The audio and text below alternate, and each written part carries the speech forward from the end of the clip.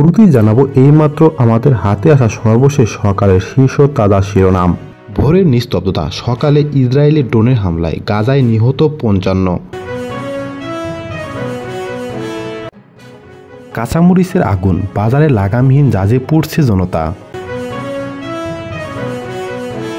বিয়ের মাত্র ৩৬ দিনের মাথায় প্রবাসী স্বামীকে গোপন অঙ্গে আঘাতে হত্যার অভিযোগ উঠেছে কুমিল্লায়। উপদেষ্টা পরিষদের বৈঠক, ঢাকায় জাতিসংঘের মানবাধিকার কার্যালয় স্থাপনের খসড়া অনুমোদন। নির্বাচনের পরিবেশ তৈরি করতে নির্বাচন কমিশনের প্রতি আহ্বান মির্জা ফখরুলের। এবং সর্বশেষ জানতে পারবেন এবার থেকে আর পুশিং করতে দেওয়া হবে না, প্রয়োজনে আরও কঠোর অবস্থানে যাবে বিজিবি, বললেন বিজিবি মহাপরিচালক। এতক্ষণ শুনছিলেন সকালের শীর্ষ শিরোনাম, এখন জানতে পারবেন বিস্তারিত। ভোরের নিস্তব্ধতা হঠাৎ করেই ভেঙে যায় ড্রোনের গর্জনে। গাজার আকাশে আবারও আগুন জ্বালালো ইসরায়েল। স্থানীয় হাসপাতাল সূত্রে জানা যায়, শুক্রবার ভোর থেকে ইসরায়েলি হামলায় প্রাণ হারিয়েছে অন্তত ৫৫ জন ফিলিস্তিনি, যাদের মধ্যে রয়েছে ৮ জন নিষ্পাপ শিশু। দেউর এল বালা শহরে একটি চিকিৎসা কেন্দ্রের পাশে পুষ্টিকর খাবারের জন্য লাইনে দাঁড়ানো নারীরা, শিশুরা সবাই পরিণত হলো রক্তাক্ত লাশে। বেঁচে থাকা ইউসুফ আল আইদি কাপা কণ্ঠে বলেন, হঠাৎ একটা ড্রোনের শব্দ, তারপর বিস্ফোরণ, চারপাশ কেঁপে উঠল আর আমরা ডুবে গেলাম রক্তে, আর্তচিৎকারে। আরেকজন প্রত্যক্ষদর্শী মোহাম্মদ আবু অদা জানালেন, একজন মা তার মৃত শিশুকে জড়িয়ে রেখেছিল। দুইজনই নিশ্চল, তাদের কোনো দোষ ছিল না। গাজা যেন এখন মৃত্যু উপত্যকা। উত্তরের আল কারামা পাড়ায়, পূর্বে আল জাহরা স্কুলের কাছে, দক্ষিণের রাফা ও খান ইউনিস, সবখানেই চলছে নির্বিচার হামলা। আহলি ও নাসের হাসপাতাল জানায়, নারী, শিশু ও সাধারণ নাগরিকদের টার্গেট করে এই হামলা চালানো হয়েছে। জাতিসংঘ বলছে, মে মাসের শেষ দিক থেকে এখন পর্যন্ত কেবল ত্রাণ কেন্দ্রের আশেপাশেই প্রাণ হারিয়েছে ৬ শতাধিক মানুষ। ২০২৪ সালের ৭ অক্টোবর থেকে ইসরায়েলি হামলায় প্রাণ গেছে অন্তত ৫৭,৬৮০ জন ফিলিস্তিনির। এ সময় আহত হয়েছে আরও ১,৩৭,০০০। এই নির্মমতার দায়ে ইসরায়েলি প্রধানমন্ত্রী নেতানিয়াহু ও সাবেক প্রতিরক্ষা মন্ত্রী গ্যালেন্টের বিরুদ্ধে আন্তর্জাতিক অপরাধ আদালত গ্রেপ্তারি পরোয়ানা জারি করেছে যুদ্ধ অপরাধ ও মানবতাবিরোধী অপরাধের অভিযোগে।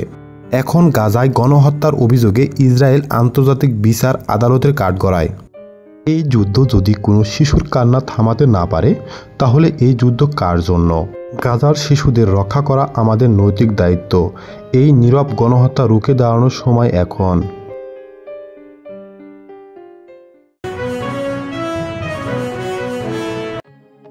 কাঁচামরিচের আগুন, বাজারে লাগামহীন জাজে পুড়ছে জনতা। টানা বৃষ্টিতে সারা দেশে বেড়েছে কাঁচামরিচের ঝাঁজ।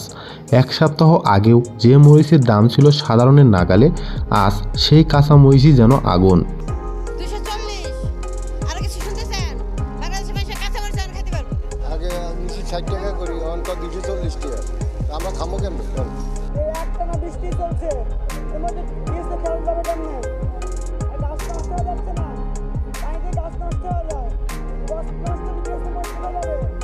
আজ শুক্রবার ১১ জুলাই জেলার বিভিন্ন বাজারে ঘুরে দেখা গেছে, প্রতি কেজি কাঁচামরিচ খুচরা বাজারে বিক্রি হচ্ছে ২২০ থেকে ২৪০ টাকা দরে, আর পাইকারি বাজারের দাম উঠেছে ১৮০ থেকে ২০০ টাকা পর্যন্ত।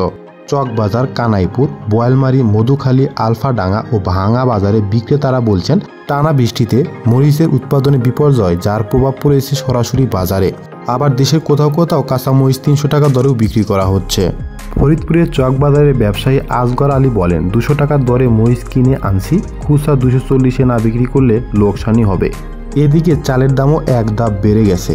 এটা মেলাররা আর কোম্পানিরা কৃত্রিম সংকট দেখাইয়া সিন্ডিকেট করে মনে করেন এক বস্তা চাইলে ৩০০ থেকে ৩৫০ টাকা বাড়ায় নিছে। আমাদের দেশে পর্যাপ্ত ধান আছে, উৎপাদন হয়েছে, কিন্তু চালের দাম কেন বাড়ে, এটা সরকার খতিয়ে দেখা দরকার। সব মিলিয়ে দাম হঠাৎ বেড়ে গেছে, তবে বৃষ্টি কমলে পরিস্থিতি আবারও স্বাভাবিক হয়ে আসবে বলে অনেকেই আশা করছেন। মরিচের জাত শুধু খাবারে না, এখন সেটা ছড়িয়ে পড়েছে জনগণের ব্যয়ের তালিকায়ও। বৃষ্টি থামবে একদিন, দাম কি থামবে ততদিন?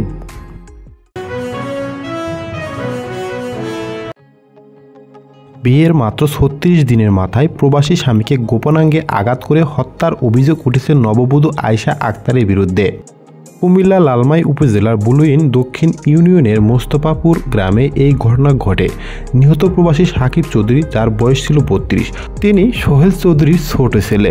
ময়নাতদন্ত ছাড়া মরদেহ দাফন করলেও মৃত্যুর 7 দিন পর 9 জুলাই নিহতর বাবা বাদী হয়ে কুমিল্লার 5 নং আমলি আদালতে পুত্রবধূ, শ্যালক ও শ্বশুরসহ 5 জনের বিরুদ্ধে হত্যার অভিযোগে মামলা দায়ের করে।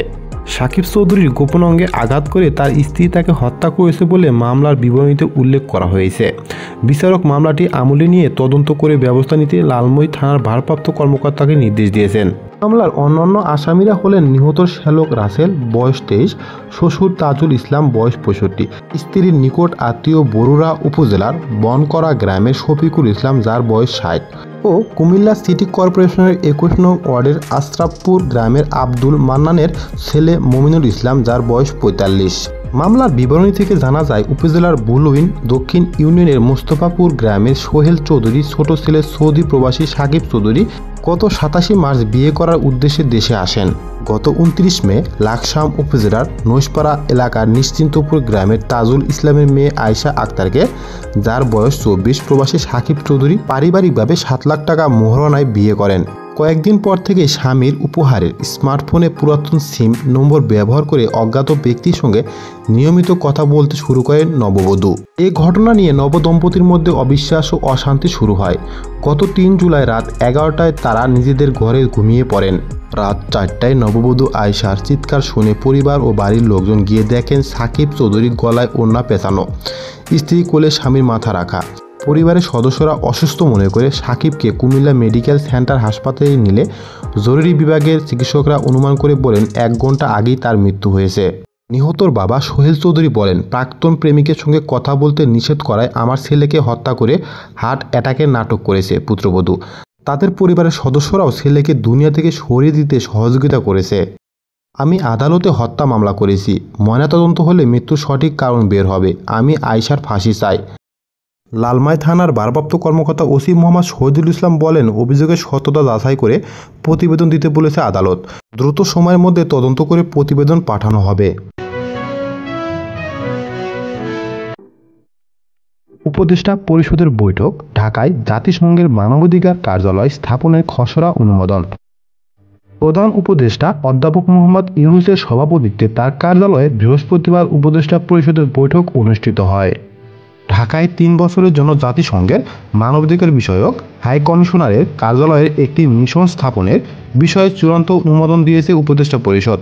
আজ বৃহস্পতিবার প্রধান উপদেষ্টা অধ্যাপক মোহাম্মদ ইউনূসের সভাপতিত্বে উপদেষ্টা পরিষদের 33তম বৈঠকে এই অনুমোদন দেওয়া হয়। মন্ত্রিপরিষদ বিভাগের এক সংবাদ বিজ্ঞপ্তিতে বলা হয়, পররাষ্ট্র মন্ত্রণালয়ের প্রস্তাবের ভিত্তিতে বাংলাদেশে জাতিসংঘের মানবাধিকার বিষয়ক হাই কমিশনারের কার্যালয় এর মিশন স্থাপন সংক্রান্ত সমঝোতা স্মারকের খসড়া চূড়ান্ত অনুমোদন দেওয়া হয়েছে। এর আগে গত 29 জুন ওই খসড়া উপদেষ্টা পরিষদে তোলা হলে তাতে নীতিগত অনুমোদন দেওয়া হয়েছিল। ওই দিন এক সংবাদ সম্মেলনে আইন উপদেষ্টা আসিফ নজরুল বলেছিলেন, জাতিসংঘের মানবাধিকার বিষয়ক যে অফিস OHCHR, সে অফিসের একটা মিশন শাখা বাংলাদেশে ওনারা খুলতে চাইছিলেন। এ লক্ষ্যে ওনারা আলোচনা করেছিলেন। এ আলোচনার একটা উল্লেখযোগ্য অগ্রগতি হয়েছে। এর সমঝোতা স্মারক, সেটা উপদেষ্টা পরিষদের সভায় নীতিগতভাবে অনুমোদন দেওয়া হয়েছে। আইন উপদেষ্টা ওই দিন বলেন, OHCHR জুলাই গণ অভ্যুত্থানে সংঘটিত গণহত্যা ও মানবতাবিরোধী অপরাধের উপর অত্যন্ত গুরুত্বপূর্ণ প্রতিবেদন জমা দিয়েছিল। ওনাদের সঙ্গে আমাদের সরকারের অনেক দিন ধরে আলোচনা চলছিল। আলোচনার একটা উল্লেখযোগ্য অগ্রগতি হয়েছে। বিষয়টি নিয়ে সমঝোতা স্মারক উপদেষ্টা পরিষদের সভায় নীতিগতভাবে অনুমোদিত হয়েছে। এটা কয়েকজন উপদেষ্টা মিলে আরেকটু পরীক্ষা করা হবে। এরপর চূড়ান্ত করে তা ফলকা টুর্কের কাছে পাঠানো হবে। ওনারা অনুমোদন করলে আশা করা যায় দ্রুতই বিষয়টি সই করা যাবে। এর ভিত্তিতে বাংলাদেশে জাতিসংঘের মানবাধিকার বিষয়ক একটি অফিস হবে। এদিকে ঢাকায় জাতিসংঘের মানবাধিকার বিষয়ক হাই কমিশনারের কার্যালয়ের মিশন স্থাপনের সিদ্ধান্তে গভীর উদ্বেগ জানিয়েছে হেফাজত ইসলাম বাংলাদেশ। গতকাল বুধবার সিলেটে হেফাজত ইসলাম বাংলাদেশের সিলেট মহানগর শাখার পূর্ণাঙ্গ কমিটি ঘোষণা ও পরিস্থিতি সভায় এই উদ্যোগের কথা জানান দলটির যুগ্ম মহাসচিব মাওলানা আজিজুল হক। তিনি বলেন, সম্প্রতি জাতিসংঘের মানবাধিকার কমিশনের পক্ষ থেকে বাংলাদেশে কার্যালয় স্থাপনের যে উদ্যোগ নেওয়া হয়েছে তা নিয়ে আমরা গভীর উদ্বেগ ও আশঙ্কা প্রকাশ করছি। বাংলাদেশে কার্যালয় স্থাপনে দেশের মানুষ মেনে নেবে না হেফাজত ইসলামীও।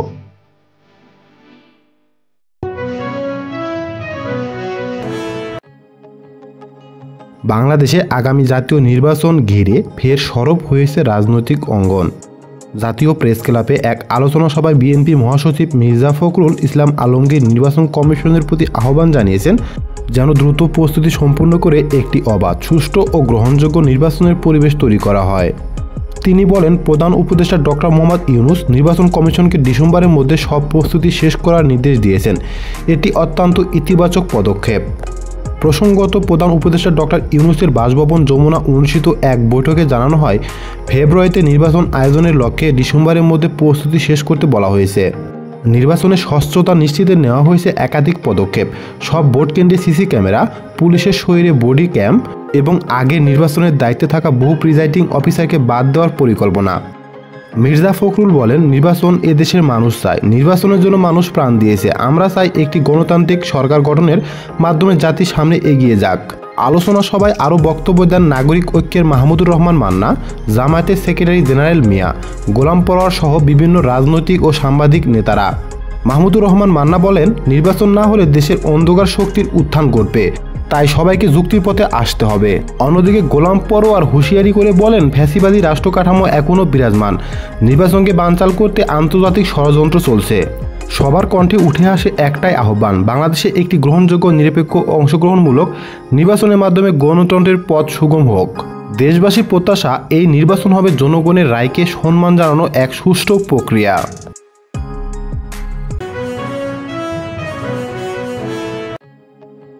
পুশ ইন কোনোভাবে মেনে নেওয়া হবে না, বিজিবি মহাপরিচালক আশরাফুজ্জামান। চট্টগ্রামে সাতকানিয়ার বাইতুল ইজ্জতে অবস্থিত border guard training centre and college BGTC&C বিজিবির নবীন সৈনিকদের প্রশিক্ষণ সমাপনী কুচকাওয়াজ অনুষ্ঠানে বক্তব্য দেন বিজিবি মহাপরিচালক মেজর জেনারেল মোহাম্মদ আশরাফুজ্জামান। মহাপরিচালক মেজর জেনারেল মোহাম্মদ আশরাফুজ্জামান সিদ্দিক বলেছেন, পুশ ইন কোনোভাবে মেনে নেওয়া হবে না, এটা ঠেকানো হবে।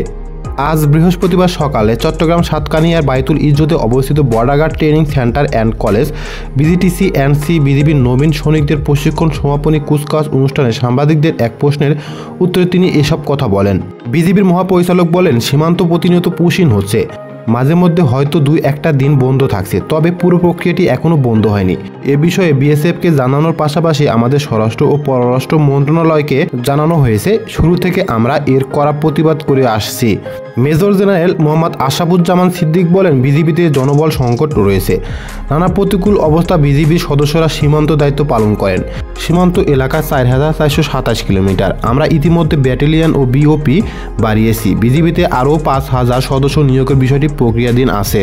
আগামী জাতীয় সংসদ নির্বাচন সম্পর্কে বিজিবি মহাপরিচালক বলেন, সুষ্ঠু সুন্দর নির্বাচনের জন্য সরকার যে দায়িত্ব দেবে বিজিবি তা পালন করবে। নবীন সৈনিকদের প্রসঙ্গে তিনি বলেন, নবীন সৈনিকরা কখনো দেশবাসীকে নিরাশ করবে না। তাদের দেওয়া নিশ্চিত নিরাপত্তায় দেশের মানুষের নির্বিঘ্ন ঘুম নিশ্চিত করবে। এই নবীন সৈনিকরাই হবেন সীমান্তের নিরাপত্তা ও আস্থার প্রতীক।